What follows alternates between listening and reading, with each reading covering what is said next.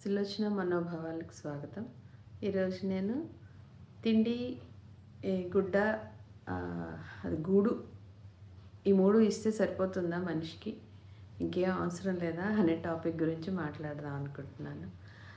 అవి కామన్ అవసరాలు కదా, నిత్య అవసరాలు. అవి 3 ఇచ్చేస్తే ఇంకేం కావాలి వీళ్ళకి? అన్ని లోటు లేకుండా ఆ 3 ఇచ్చేసాం కదా ఉండడానికి, ఇల్లు, బట్టలు, తిండి అని చెప్పేసి ఆ 3 ఇచ్చేసి ఒక మనిషిని రూమ్లో పెట్టి తాళం వేసేసి ఇంకేం బయట ప్రపంచం కనిపించకుండా హ్యాపీగా ఉండు అంటే ఉంటారా? కొన్ని రోజుల్లో వాళ్ళు ఫుల్ డిప్రెస్ అయి చనిపోతారు తొందరగా.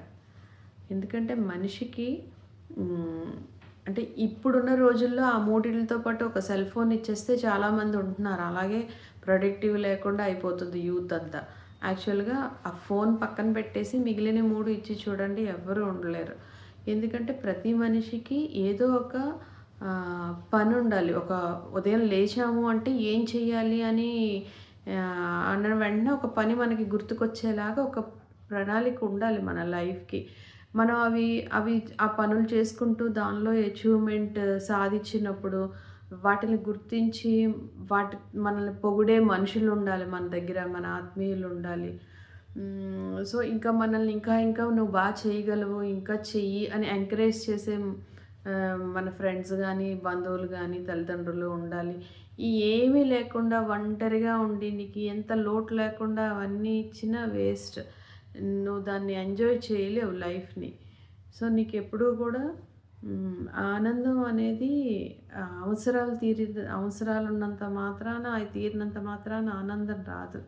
మన మనసు హ్యాపీగా ఉంటేనే ఆనందం వస్తుంది. మనసు హ్యాపీగా ఎప్పుడు ఉంటుందంటే మనకి నచ్చిన వాళ్ళు, మనలాగా ఆలోచించేవాళ్ళు, మనల్ని ఎంకరేజ్ చేసేవాళ్ళు అలా ఉంటేనే మనకి హ్యాపీగా ఉంటుంది. పిల్లలకి ఏదైనా ఎగ్జామ్ పాస్ అయ్యారంటే వాళ్ళకొక గిఫ్ట్ కొని అలా అలవాటు చేస్తే వాళ్ళు ఎంకరేజ్మెంట్గా ఉంటుంది. కానీ వాళ్ళు ఎప్పుడైనా ఫెయిల్ అయ్యారనుకోండి, ఆ గిఫ్ట్ కొనడం మానేయండి. మళ్ళీ అయ్యో గిఫ్ట్ మిస్ అయ్యానే అని చెప్పి ఆ గిఫ్ట్ కోసం మళ్ళీ బాగా చదివి గిఫ్ట్ తెచ్చుకోవడానికి ట్రై చేస్తారు. కానీ ఆ పిల్లల్ని మనం ఫెయిల్ అయ్యారంటే వాళ్ళని విపరీతంగా తిట్టేసామంటే, కొట్టేసామంటే డిప్రెస్ అయిపోతారు తప్ప అది వాళ్ళకి నెగిటివ్ ఎంకరేజ్మెంట్ అయిపోతుంది. అంతేగాని పాజిటివ్గా అవ్వదు. సో, ఎప్పుడు కూడా పిల్లల్ని అలా తిట్టొద్దు. కానీ ఒక గిఫ్ట్ అనేది అలవాటు చేసి ఆ గిఫ్ట్ ఇవ్వడం మానేస్తే నేను ఫెయిల్ అయ్యాను కాబట్టి నాకు రాలేదు, నేను మంచిగా చదువుకోవాలి, మళ్ళీ తెచ్చుకోవాలి అనే ఒక వాళ్ళంతట వాళ్ళే ఎంకరేజ్మెంట్‌తో చేస్తారు.